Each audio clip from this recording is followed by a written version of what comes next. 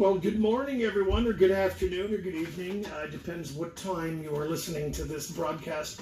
My name is Dave McMahon, and welcome to the show. I'm here with a phenomenal individual, a very diversified man, a graduate of the Dave McMahon Dog Training Academy, School for Dog Trainers. He's also went on to study under many other famous dog trainers throughout the world. His name is Jason Shute, and I want to talk a little bit about Jason's biography, if you will. He's a professional dog trainer based out of Guelph. Welcome to the program, Jason. Thank you, Dave. Yeah. It's great to be here, my friend. Yes, and you are a 6th degree black belt master Filipino martial artist. Yes. Yeah. Also, you're a world traveler. And you're spending weeks at a time in the wilderness. Absolute weeks at a time. What are you doing in the wilderness? We'll talk about that. Yeah, right? We can talk about that for sure. We will talk about that. Also, you're into cooking. You have a YouTube channel, YouTube series called Backwoods Cooking. You are second-time Juno-nominated musician. I know that you play drums, and I wouldn't be surprised if you play other instruments as well. You are an accomplished ice bath devotee as well, which is very, very exciting, because that's where I want to start with today, is talking about the ice baths that you do. Excellent. Yeah. All good. Are we all good? Technically, yeah. So you do ice baths for optimum health. I do indeed. Yeah, I'm a hardcore ice bather. I'm really into ice training for a number of reasons. I mean, it's sort of one of these health things that is kind of trending now, and it probably has been for a while. You know, guys like Wim Hof have kind of popularized this. Yes. I should just let you know that I'm not really a Wim Hof devotee by any means. Okay. I'm familiar with his work. I know his approach, but that's not my approach. I sort of do my own thing, right? And a lot of people think that if you are going to approach such an extreme activity as ice training or ice bathing, that you have to use a very specific method like the Wim Hof method, which is not actually factual. You do not. Right. I mean, there's variations of everything. Of course, yeah. And he's sort of become a guru in the field, right? And so people follow his method. But he's out there, right? He's got his thing going. Really, it's just about mindfulness and breathing, right? And how you're going to deal with that. So, for example, there are many benefits to the health benefits to the ice bathing. We know that there's so many different physiological benefits. I could go into detail about all those, but really what attracts me to it is this sort of personal victory, this sense of personal victory. I feel that in today's sort of modern day and age, we very rarely have opportunities to really test our mettle, to really see what you're made out of, to test your spirit, to test your endurance. Right, to really see what you've got. And what better way to do it than sink your body into freezing water with ice floating around you? It makes it real, right? It makes it real, and if it will test you, and you're going to pass or you're not. So I have been doing it for a while. So I love the challenge, right? That mindset, that physical, that endurance, that spirit test. But there's so many amazing benefits from it. But breathing is a really important thing. So, although I said I don't really follow the Wim Hof method, which is really about, very specific breathing techniques, when you get into that cold water and you go full body submersion in that extreme cold, you will experience cold shock. And cold shock typically lasts from like 1 minute to 4 minutes. And the fastest, easiest way to get through cold shock is just to breathe. Okay. Right? In fact, a lot of survival experts will also suggest that if you do happen to fall through the ice, you need to spend at least a minute or more, however long it takes, to get control of your breathing, get over the panic, and then you start looking for your exit. It's the same thing with recreational or healthful ice bathing. Once you get in there, you have to spend enough time breathing, because when you experience cold shock, your heart rate goes up, your blood pressure goes up, your respiration rate goes up, and it's really about getting control of your breath, getting control of your heart rate, and then you can hit the sweet spot, and you are cruising at that point.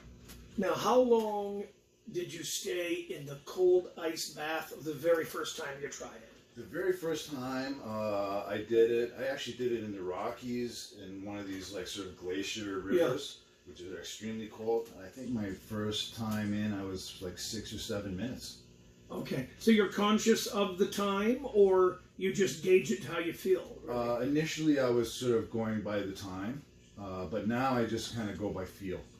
And I surprise myself sometimes how long I can actually stay in there. I found my personal best is 17 minutes in water that's about 1.5 degrees Celsius.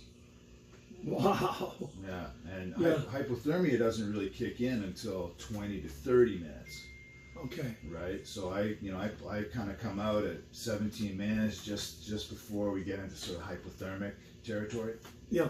So I want to ask you, how do you feel when you're in it, when you're in that freezing water, and then of course maybe, talk about how you feel when you come out and what some of the health benefits are, to kind of reiterate that. So when you're in there and you're in this freezing water, like, do you feel a little bit heady? Like, do you feel head stoned, or do you feel clarity in the mind? Like, describe how you feel. Sure. Well, I personally find real clarity and peace in that water. So, when I'm in there, I feel this amazing sense of calm and serenity.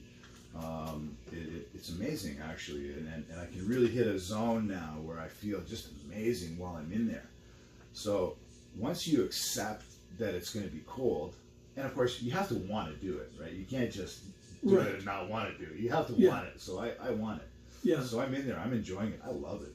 And so when I'm in there, I find this amazing sense of tranquility. I'm working on my breathing, and it's like a meditation in a sense.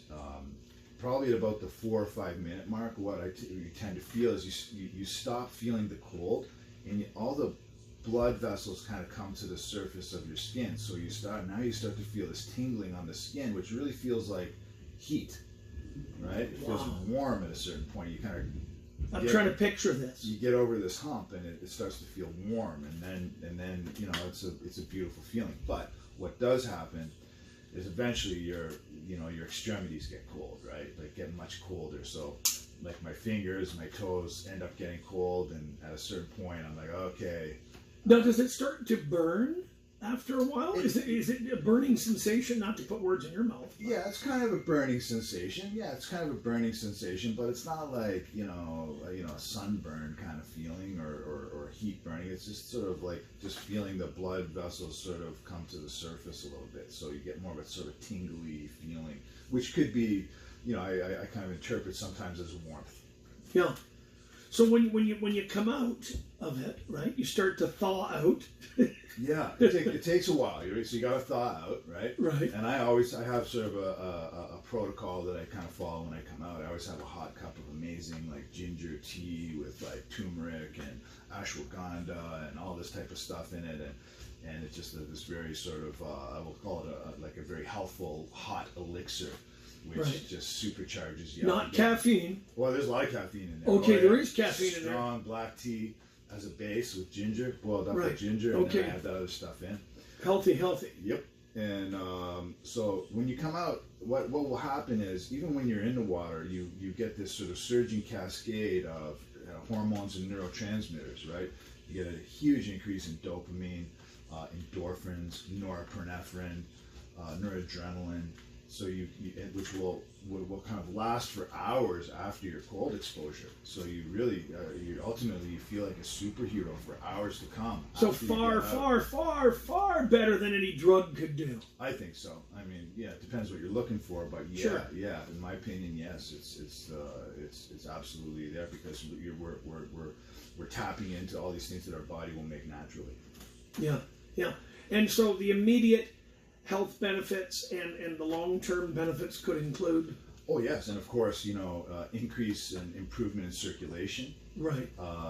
reduction in inflammation, right? So one of the big markers for disease, as we know, is inflammation, right? Yeah, with so much shitty food in our diet. Shitty food, and people become arthritic way too early, and so all these type of things, like the cold immersion really helps reduce a lot of that inflammation, and with less inflammation also means less disease, right? Yeah. And I'm a guy who pushes myself physically all the time. I work out twice a day. I do yoga at night, and I practice my stick fighting at night. I'm boxing, I'm lifting weights. I'm 52 years old, so that takes a toll on the body. And so this ice bathing, ice training helps me recover faster and keeps me in the game longer and keeps me kicking ass.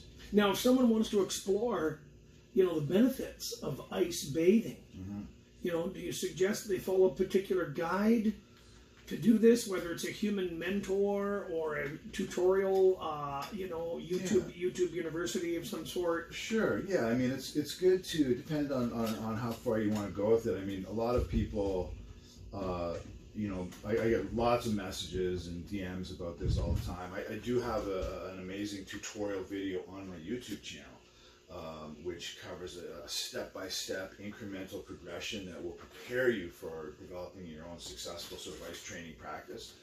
And I find that one to be sort of the most comprehensive of all the ones that I've seen on YouTube. So I do recommend, following that or something of that nature, because a lot of people think that if they take cold showers, they'll be ready to go into ice water.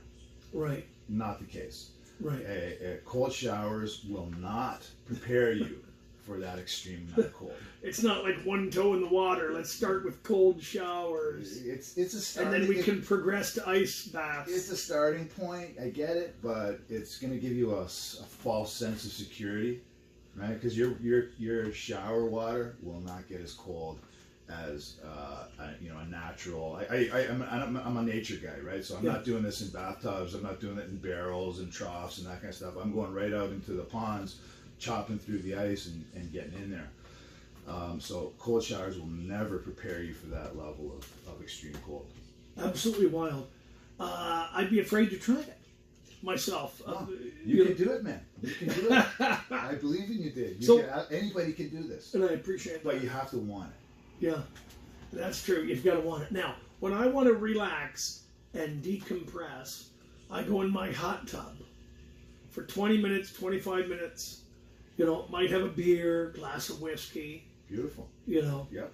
Maybe a toke. Sure. And decompress that way. Yeah. Great. Right? Yeah, fantastic. So what's your opinion on heat, yeah, which is at the other end of the spectrum, versus the cold? I mean, yeah, what's your opinion on people choosing the hot tub option? Of course, it's giving different results. Well, absolutely. I mean, and there's lots of research that suggests that heat is also a really important part of the picture, right? Really, when it comes down to it, I mean, a lot of these, when you're dealing with sort of extreme things like heat or cold, really on a sort of a fundamental level, what you're doing is you are conditioning your body to deal with stress. Right. And so your body doesn't really differentiate between stressors, whether it's heat or whether it's cold or whether it's financial or whether it's relationships. Stress is stress. And ultimately, it's how you are able to navigate that stress, gain control of that stress, adapt to that stress that's going to give you the benefits of these things. So heat is absolutely amazing for us, right? We know that. I like to balance hot and cold, so I sort of the yin, the yang. The yin and the yang, right? I do the cold exposure one day, and then the next day I'll do like hot soaks in the bath, really hot, and with lots of Epsom salts and stuff like that. And the next day I'm back in the ice water, and I sort of alternate day on, like day hot, day cold. Some people try and do it within the same session. I don't. I kind of alternate, but I think whether you're doing cold or whether you're doing hot or whether you're doing a combination of both, I think all that is going to be good for you. It's wild, man. Absolutely wild. The cold and the hot therapy. Oh, yeah. Love it. Love it. Me too. You know, and of course, you know, you do other things for your health as well. Are there any actual supplements? I mean, I know you take the good teas and you eat really healthy. We're going to talk about the food you cook a little bit later in today's podcast.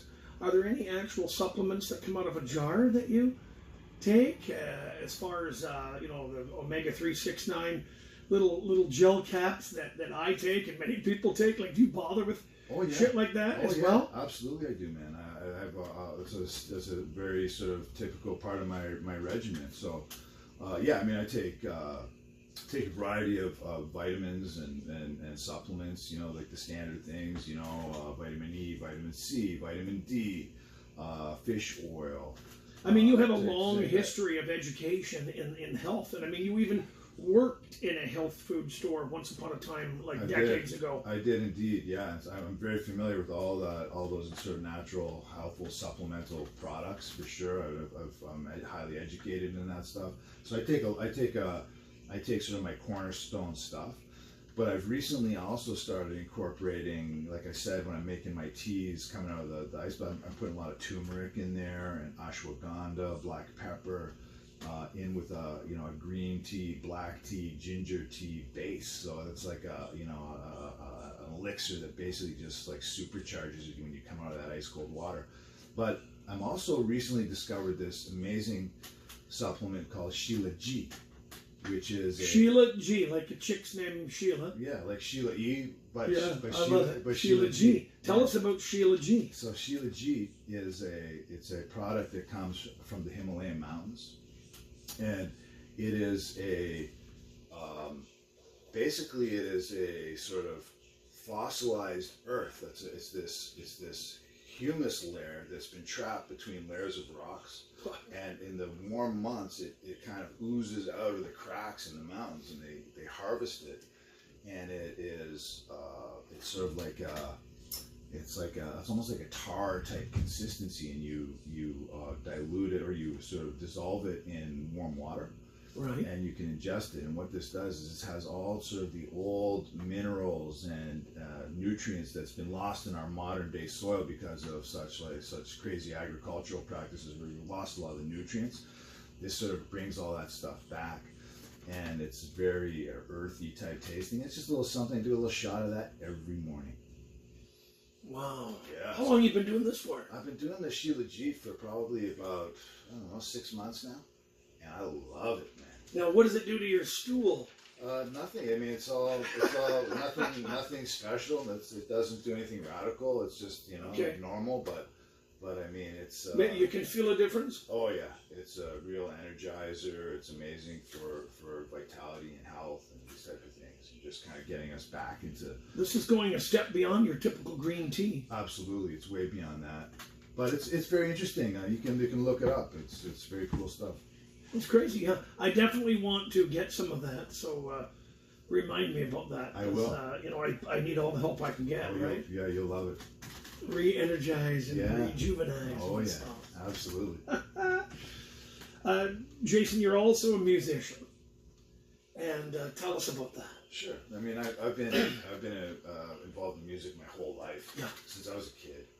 And my sort of progression was that, in my early 20s, I kind of got into drumming.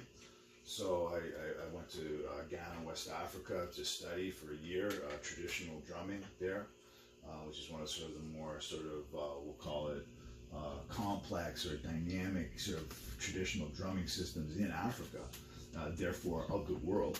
And so I went there and I was trained on all the traditional drumming, and then I went to Cuba for years, training with conga players. I primarily specialize in congas.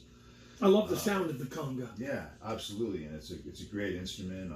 I'm very much into sort of like the Afro-Cuban style, and so I trained in Cuba for years. Playing, and I was playing in bands originally in Guelph. We had a band called House of Velvet, which was kind of a world music kind of reggae vibe. Yeah, we did really well. We were a band together for a long time, and then that kind of fizzled out after a decade or so. And then I started playing with a group called Echo Deck, And Echo Deck is a band I've been with now for about 20 years. We have been nominated for 2 Junos and for World Music Album of the Year. Nice, congratulations. Thank you. We didn't win either of those Juno nominations, but it was great to get that accolade, even just from our peer community. We played on the Juno broadcast in Vancouver in 2009, and we played alongside. We did a combo gig with Great Big Sea and Hawksley Workman. So we played. We actually closed out the TV broadcast of the Junos, playing at the Bell Center in Vancouver, which was an amazing experience. We were introduced by Russell Peters, actually. Oh, very cool. Yeah, I love Russell. Funny guy. Yeah, Russell and I became friends over at that time. And then we played. The Junos was in Hamilton a few years ago as well. Yep, So we went down to that one as well. That was our second nomination. We just released our 7th or 8th album, called Recalibrate, just in June. This last June, which is a killer album. It's been, I think it's my favorite of the lot. We've been on all the world music charts all over the world, in the top 510. I think we came top number 18 on Canada's best albums of 2022. Yeah. What I love about you is that you're so diversified, and that you really have a passion for life and everything you're doing. Yeah. Did you take music lessons as a kid? Oh yeah. I did the typical, piano. I studied piano my whole life as a kid, doing piano lessons and getting that musical education. I did music in high school, played saxophone and stuff like that in high school, and then neither of those was really my calling, but drumming was. And so typically, as you will know about me, Dave, when I decide I'm going to get into something, I go for it, man. You go for it big time. I go for it big time. I'm going to max it out. I'm going to go as deep and as far as I can. Yeah, and that's your passion for life and passion for everything that you do. And now, what about the siblings? You've got a couple of siblings. I have one. I have an older brother. Older brother. Now, is he into music as well? Oh, is he ever? He is. I'm going to call him a musical genius. He puts me to shame. Like he's a multi-instrumentalist. He just recorded an amazing reggae song in support of Canada's World Cup team that went to play at the World Cup. Wow! Tournament. Holy shit! Yeah, he wrote a whole song as support of them, which is on YouTube. It's called Pressure. Amazing reggae tune. But yeah, he's a very accomplished musician. I really admire his skills, abilities. Yeah. Now, you once told me a story that your father, and I'm going to bring this up again. Your father married your brother. And I don't mean he married your brother, but he married him off. Yes, he was the officiant. The officiant. Yeah. Which I thought was wild. Yeah. Why not have the head of the family? Yeah. Yes. Your father married your brother. Yeah. Well, that sounds weird. Different strokes for different folks. Sure, yeah. You say married. Well, yes, he was the officiate at the wedding, right? So when you told me that stuck, and I thought, is that ever beautiful? Well, for sure. The head of the family, is the officiant for the ceremony. Absolutely. I thought that was really special. I think that's amazing too, and I'd forgotten about that till you reminded me. I remember all the stories you've told me. Yeah. Well, yeah, for sure. Yeah. I think it's great. I mean, it got him involved, and of course, I mean that happens in a lot of traditional societies, right? The head of the family, the patriarch, the top dog is gonna call the shots, right? So. Anyway, I thought that was pretty cool too. Yeah, very, very cool. You're a martial artist. You're a 6th degree black belt. 6th degree black belt. Holy shit! You've been doing this for a while. I have. Yeah. When did your interest in martial arts begin? Probably when I was about 7 years old. Yeah. Yeah. So I got into martial arts early. I started with things like judo, kung fu, that kind of thing. Yeah. And then as I got into it more and more, I kind of when I was 19, I got introduced to Thai boxing when I went on my first trip to Thailand, and I went back to Thailand a couple of times. One of those times I went back and I did a full 7-month professional training camp there at a traditional Muay Thai fight camp. How intense! Incredibly intense. We were training 7 hours a day. 7 months you were there. Yeah, 7 hours a day, 6 days a week. So we split up. You do 4 hours in the morning, you come back at night, you do another 3 hours. So a total of 7 hours a day. For, you know, and so yeah, I really got into Muay Thai through my 20s, and then I felt very confident with my my ability to stand up, striking, fighting skills. And then I was traveling in Central America, and I saw some guys fighting with machetes. Drunken fight outside of a bar with guys with real fight, like street fighting with machetes. Oh yeah, crazy shit. And I realized that, hey, no matter how good I could punch, kick, knee, throw elbows, block stuff, whatever, if someone comes at me with a bladed weapon, what am I going to do? Yeah. So I realized, okay, I got to really expand my skill set as a martial artist. So through my research and my understanding of world martial arts, I knew that the Filipinos had the best weapons fighting system on planet Earth. The most functional, most diversified. Practical. Yeah, practical for every day. Yeah. So I went to the Philippines, and I started going to the Philippines to train, and I trained down there for years and years and years. And started training. You couldn't get that here. You couldn't get that here in North America. You could, but I like to, if I'm going to go for to the origin, the core origin. I like to go to the source and learn from the best. Yeah. Right. And so that's my style. So I went to the Philippines, and I started learning and training with, I ended up my 6th-degree black belt.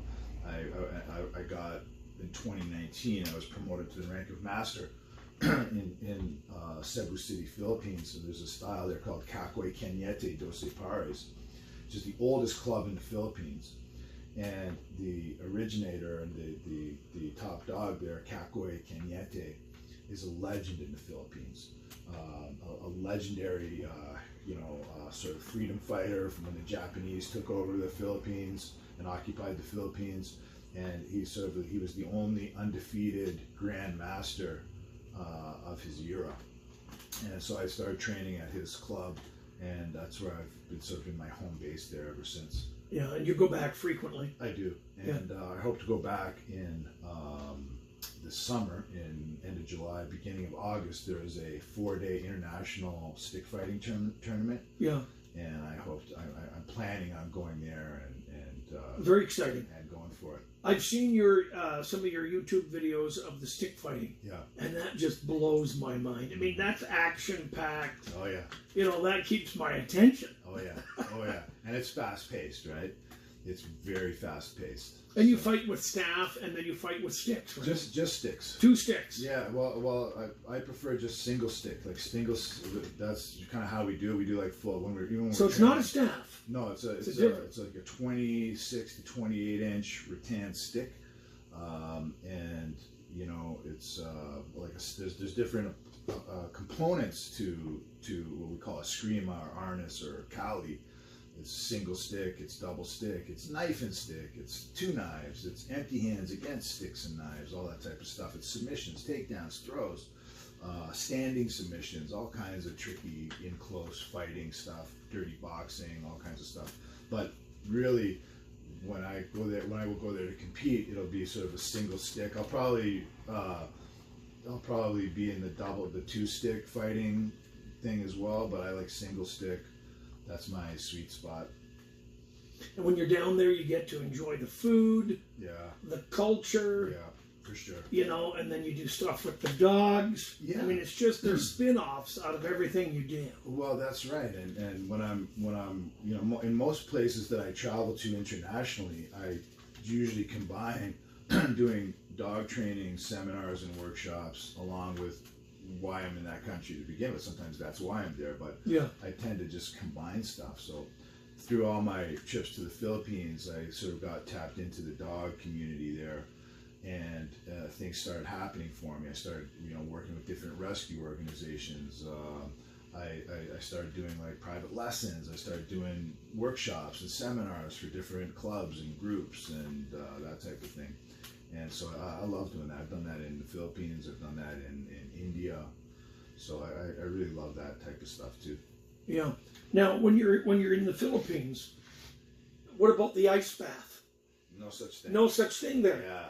Can't do it unless you put yourself in a barrel or trough with ice cubes. Yeah, for sure. So you take a bit of a break. Yeah.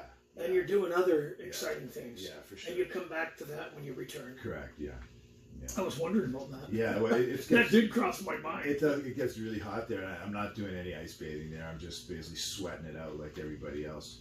Yeah, and you're in the jungles. Oh yeah, You love the jungle. Oh, I love it. Man. You're made for the jungle. Absolutely, yes, absolutely. I love being out in nature. I'm a nature guy. Now, what about nudism? Yeah, oh yeah. Yeah, you don't care? I don't Stark care. naked, buck naked through the... Well, I'm not going to be not downtown. Not on the street in Niagara Falls. No, get arrested. Yeah, for sure. But when I'm out in the woods, yeah, I mean, I'm out there with my girlfriend most of the time, or by myself. Yeah, it depends on the weather. Make love outdoors. Oh yeah. All that good stuff. It's just outdoor living, man. Beautiful. Yeah. Where else have you traveled? I know you are a world traveler. Yeah, man, I've been all over. Yeah, your interest really lies in the Philippines and. Well, I mean, I've been to South America. I've been to Central America, throughout the Caribbean, all over the States and Canada. I've been all over Europe. I lived in England as a youth and traveled to Ireland and Wales and Scotland and France and Italy and. Were the parents had a thirst for travel as well? Absolutely, yeah. My parents were big time travelers, and so they exposed me to travel at an early age. So I've been all over Europe, been all over Southeast Asia, multiple times. Scandinavia. So yeah, I've been to lots and lots of places. India, Sri Lanka. You mentioned that your brother's an accomplished musician. Does he share any of your other interests? Yes, indeed. I believe you got him involved in the dog training to some degree. Well, yeah. I mean, he's trained his dog with his own personal dog with me. Yeah. But he loves to travel. He loves that international vibe because we were raised very much the same way and exposed to all that stuff. And he's also a real food guy. Yeah. Right? Love the international cuisine. We share a lot of similarities. A very diversified palate. Oh yes. Yes. And I'm a foodie. I know. And I love what you post. I love what you post, all your food pics. You spend weeks at a time in the backwoods. Like weeks at a time, and you cook in the backwoods as well. Oh yeah, I love to cook when I'm out in the backcountry. I do a lot of sort of wilderness adventure, lots of canoe trips, lots of hiking trips, and when I'm out there, I do a lot of I go out with for at least a couple of weeks a year just with my girlfriend. We canoe out, portage out in some backcountry lakes. And this isn't a guided tour. Oh no. This is you freewheeling, free spirit. Oh yeah. Jason Shute. Oh yeah, absolutely. Pedal to the metal. Freestyle. Yeah. And pedal to the metal for sure. And I do all the cooking, right? And so I have every night we have something amazing, and then what happened was my girlfriend started just filming me doing the cooking, and we said, hey, let's just have some fun. And so we started doing these little cooking kind of shows, and editing them down. And so I've seen a couple. I love it, by the way. Thank you. And so I've now sort of developed this what I call backwoods cooking sort of episodes. And I have those on my YouTube channel. I have more I'm going to upload that I haven't posted, and I'll definitely be creating more content in that same lines as I get back out into the woods in the summer. Spring and summer. Yeah, and what are some of your favorite foods to cook, or what are you passionate about as far as cooking? I mean, I know it's a huge spectrum, but if you could narrow down. Sure. I mean, I give me an idea of some of the stuff. I love it all. I'm a big fan of Sri Lankan food, right? I would say Sri Lankan food. I have never had Sri Lankan food, but I want to. Oh, from Sri Lanka has some of the most amazing food, Dave, you've ever tried, man. Oh, it's spicy, but it is for me the most exciting food to eat. Well, you know what you and I are doing after the podcast? We're going for pizza. Okay. So it won't. It's not going to compare. No, but who doesn't love pizza? Yeah. Right? Yeah. But, so the Sri Lankan food. Oh. I mean, how often do people hear about that? I know. In Ontario, for example. Yeah, there are few places to get really good, authentic Sri Lankan food, but I know a couple of spots. When I was in Sri Lanka, I learned how to cook a number of things as well. So I cook at home some Sri Lankan. mostly like goat curries, that type of thing. But love my curries, love that. oh yeah. So you do a rice and a curry pork, curry chicken, Goat. Curry Yeah, goat. yeah, that's my go-to. Sometimes chicken, but goat is my number one. But Sri Lankan is great, but there's also so many other things. You know, I do a lot of Thai type stuff as well. I remember you love Thai. Yeah, Thai food is really Deb and I good. love our Thai food. Yeah, it's such an amazing sort of combination of flavors, right? That it's hard to go wrong. Any sort of exotic meats that you've had, tasted? Yeah, I've tasted a few interesting things, but nothing that I would like. Alligator? Yeah, sure. Alligator, crocodile, iguana, snake, you know, stuff like that. All the standard stuff, but you know, and you know, insects, whatever. You know, like stuff they eat in other countries is kind of a normal. Yeah. You know. You talk like, oh, that's nothing. That's just pussy stuff. That's boring shit, right? Well, you know, you eat what you're given, right? Certainly. And so I would never, if someone gives me a plate of snake or you know, insects, be like, oh my God, I can't eat this stuff. No. That'd be rude and disrespectful. Yeah, and you'll eat whatever that culture is eating. Absolutely. When you're traveling. 100%. Yeah. Now you'll cook on open fire, cowboy style. Oh yeah, love the open fire cooking. In fact, I've only cooked on open fires my whole like sort of backcountry life. You know, I only have done open fire until about 3 years ago. I started using a Coleman propane stove. It's handy. Oh my God, it changed my whole life, man. Yeah. It's so much easier. Yeah. Click and go. Click and go, bam, you're Get cooking. the little propane tanks. Cooking with gas. Oh yeah. Yeah. Especially when you're out there in the woods. Oh yeah, for sure. Very cool. And so your sweetie, your girlfriend, she cooks as well? Yeah, she's an amazing cook. Yeah, absolutely. At home, I mean, I love going to her house for dinner. When I get invited over for dinner, I'm there. Yeah. And so really, yeah, she's an amazing cook. But when we're out camping, I tend to do all the cooking. What nationality is your girlfriend? Filipino. Filipino. Yeah. Jeez. Born in the Philippines, raised in Canada. Yeah. Yeah. We met here in Canada. You share the love of so many things together. Indeed. Really. Yeah. Oh yeah. Absolutely. Yeah. So, do you want to share a quick recipe with us? Something that you've cooked, or something that is a regular go-to that maybe we could hear and go, yeah, sure, we'll try that. Yeah. I mean, I'd have to think of something. Are you a beef eater? Yeah. I mean, I know you like the goat. You said. Yeah, for sure. Yeah. Yeah, I like beef too. Have you got a quick and easy sort of something that you go to? Do you make a curry beef? Do you do something with hamburger and rice? Oh, sure, yeah. I mean, well, one thing that I love to do here's a quickie. This one. Because I was regretting asking that question for a second or two when you were stuttering and stammering on that one. Well, I'm just going through my Rolodex of recipes. I see that. I see the eyes are going. Yeah, it's like where to start. The gears are going. Here's a simple, bang for your buck, amazing dish, right? Okay. Anybody can make this. I do this camping sometimes. It's one of my go-tos in the backcountry because it's simple. Okay, you just fry up some onions, some garlic, brown up some ground beef, right? Get that going, almost like you're making a spaghetti sauce base or a chili base, right? Throw in some cabbage. Okay. Okay, so it's just like ground beef, onions, garlic, and nicely sliced, like finely sliced, like Napa or type of cabbage. I like the Napa cabbage because it seems to cook so quickly, right? Absolutely. When you want to do a quick dish. 100%. It cooks super quick. Right? You just kind of shave that, and it's going in with the beef. Absolutely. And then bulgogi. You know, you get that Korean bulgogi marinade or bulgogi sauce. Right. Right? Which is like this amazing Korean flavoring for beef and stuff like that. I've got to make this. And you just put in some, you just drizzle in or pour in some of this bulgogi sauce. You can get it at any Asian market. Bam, mix that up. Done. Boom. Plate, eat. And it's going to blow your mind. Simple, beautiful, nutritious, delicious. Perfectly put. Yeah. Perfectly said. What's your view on the Mary Jane Wana? What's your view on that? Let's talk about weed and your view on the CBD. And so many people, as you know, are using it for their dogs and using it for themselves. Yeah. I was curious to find out whether you thought it was overrated or if you thought it was. I mean, I do believe that you're in favor of the pot. Yeah, I'm a fan. Yeah. For sure. You toke yourself? Yeah, I do.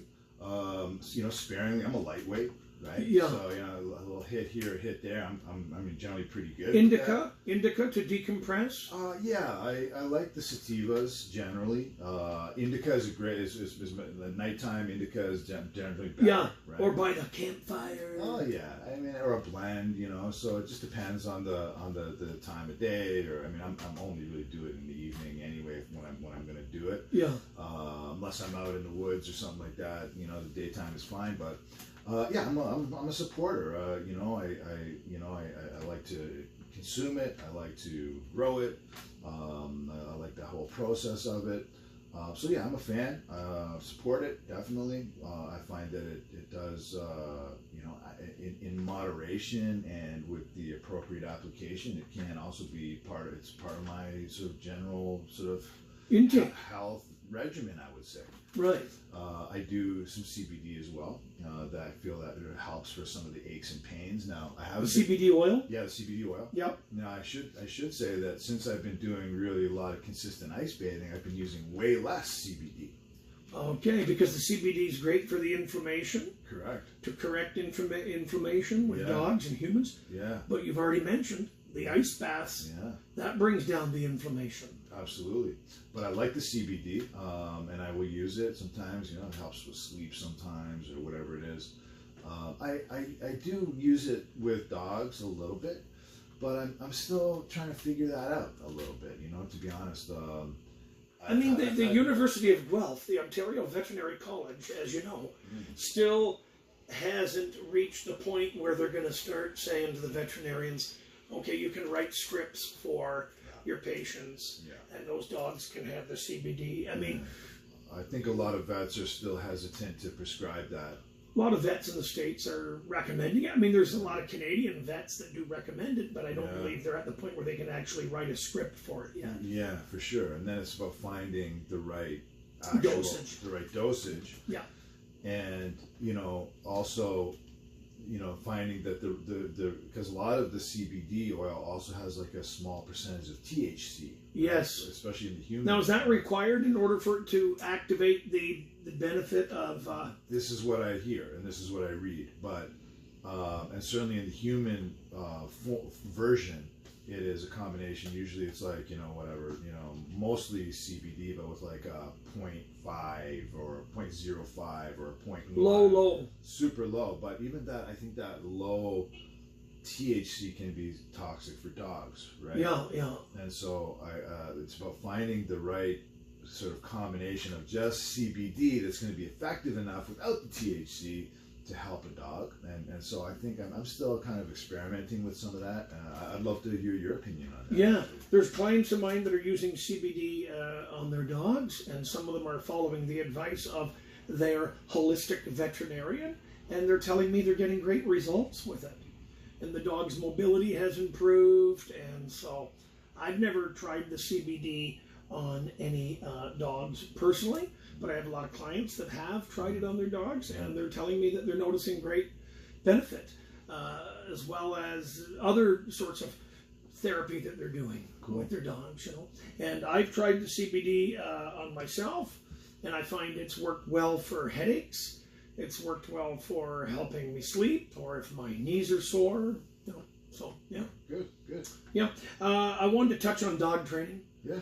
You and I met because once upon a time, how many years ago was it that you came to me to take our master dog trainer course at the Dave McMahon Dog School in Niagara Falls? Yeah, well, quite a few years ago. Well, I would have graduated 15 years ago. 15 years it's been already, eh? Time flies. I've been in business for 15 years. Yeah, long time. Yeah. And congratulations for winning the Reader's Choice Awards in your area for being voted best dog training school in Guelph. Thank you very Multiple years in a row. Good for you. Thank you so much, Dave. I appreciate that. I think I've won that the last 6 years in a row, plus this new community votes award that's out now. They've only come out for a couple of years. Yes, I've heard of that, yeah. I've won that one the last couple of years as well since they started it.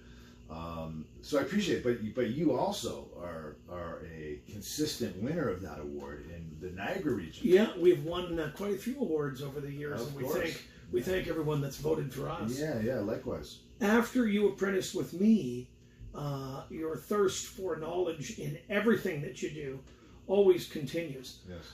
You have went on to learn from other dog training masters around the globe. Yes. You care to mention some of those Sure, yeah, trainers? absolutely. Yeah, I've trained extensively with Michael Ellis in Santa Rosa, California, at the Michael Ellis School for Dog Trainers. I think I've done about 5 of his programs down there over the years. Yeah, he's very renowned at what he does. Of course, yeah. Michael's an amazing trainer, really nice, great guy too.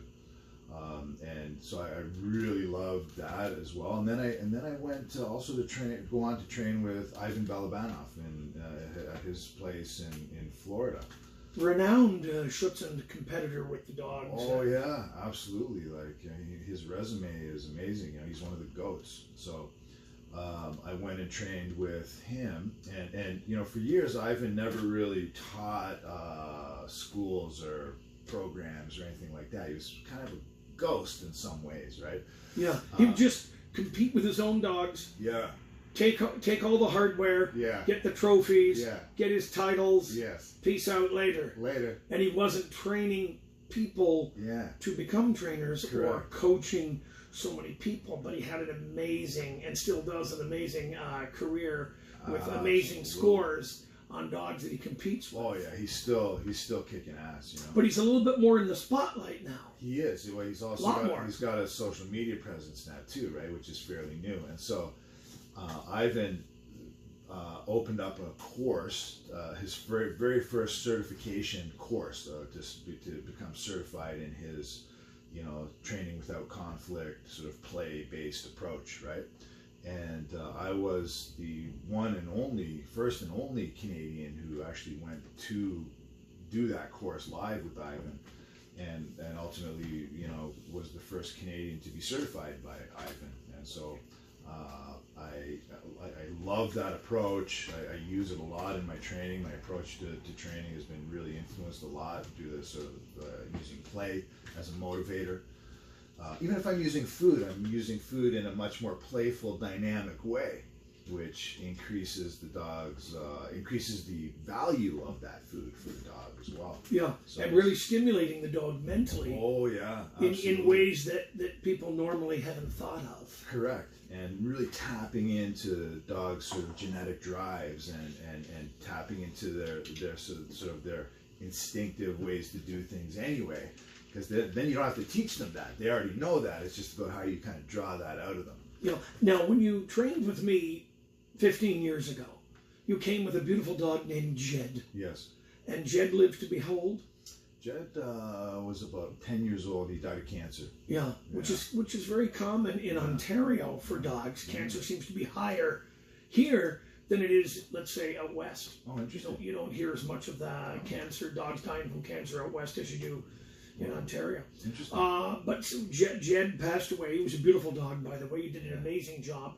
So talk about the dog you have now. The dog I have now is a cattle dog.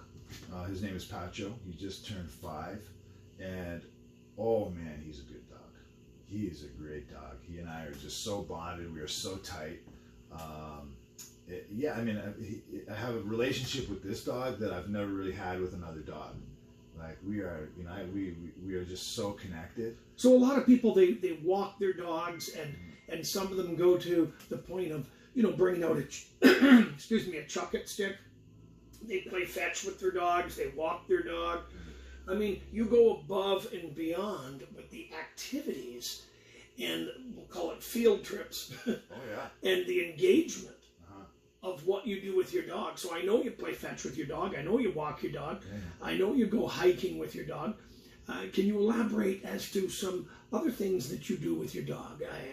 Not to take the thunder out of it for you, but I believe you go kayaking or canoeing with the dog as well, and you've taught him to be stable and to enjoy the canoeing aspect with you. Absolutely, I take him canoeing with me on all my big canoe trips that I do. He comes with me. Yeah. And so I did spend a lot of time training him about habituating him to being in the canoe so that he could be stable and we could canoe safely. I even I have a video on it on my YouTube channel, a tutorial about how you can prepare your dog for canoe trips. It's just one of these things that I feel that you have to spend some time at the front end, conditioning and habituating the dog so that when you actually do it, it's going to be successful and for the humans and for the dog.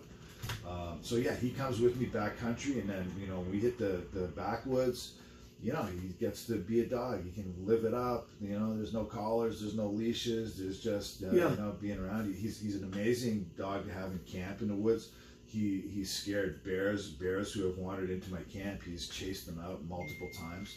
So he's an amazing bear. Maybe he was a dog. Belgian melon one in his past life. Yeah. Well, he just recognizes that, hey, big predator, time to get that thing out of Dodge. High prey drive. Yeah. So he just chases them out. They take off, and then he comes back, found him cruising back into camp, very proud of himself, and so we always reinforce that. Very cool. Yeah. Very, very, very cool.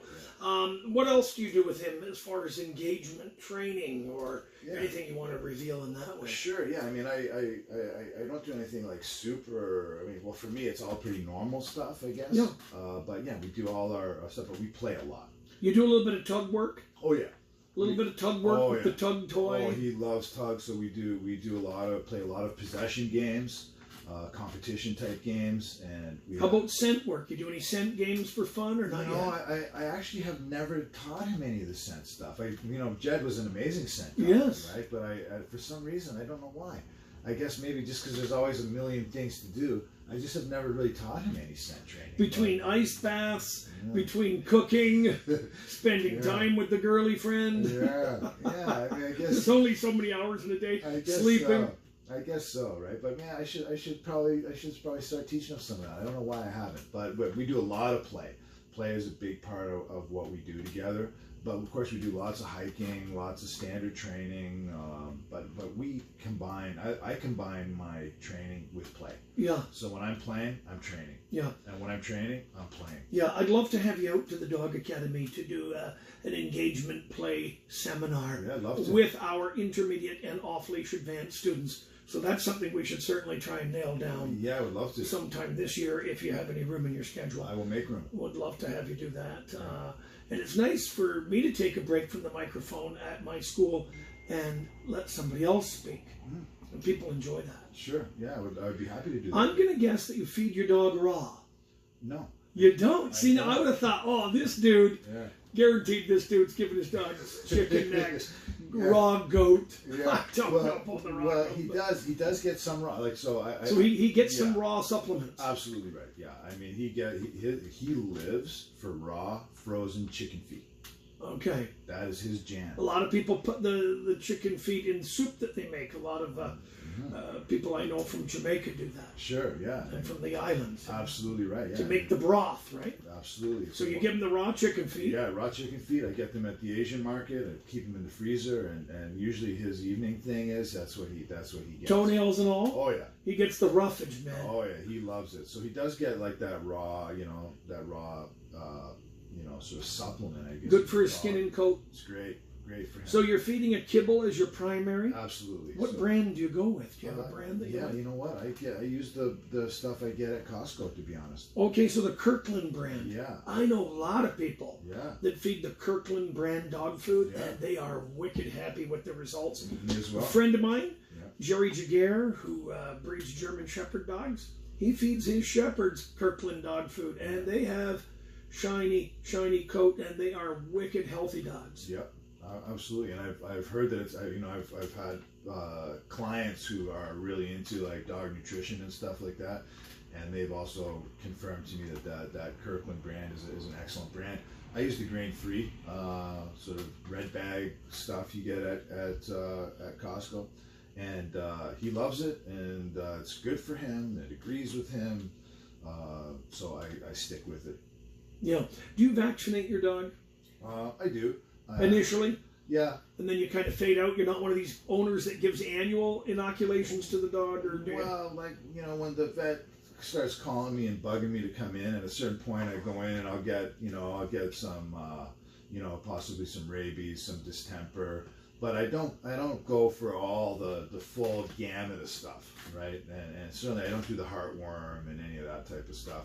I do go with tick medication now, the twice a year tick tablet. You know, the Bravecta or whatever. Yeah, the Bravecta is the big popular one. Most people are using now, Bravecta. Yeah, I do the Bravecta because we spend a lot of time in the woods and in the bush and in places where it's like tick central, right? And so I feel that's a good one for me to have.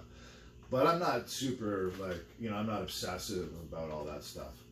Jason, great having you on the podcast. Dave, it's been a pleasure. I was when you invited me down, I was excited to come down and reconnect. It's always a pleasure hanging out with you, so I appreciate the invitation. You're most welcome. I have a lot of respect for you. I really love you as a friend, and I think it's a very adventurous life that you have, and thanks for sharing on the podcast today. It's been a pleasure. Thank you. Jason Shute drove down from Guelph, Ontario to join me on the podcast today in Niagara Falls, and we broadcasted live, 4680Q. And Jason, tell my listeners how they can reach you. Give them your website or contact information, please. Sure. You can find me all over social media. Shute Balanced Dog Training on Instagram, on Facebook.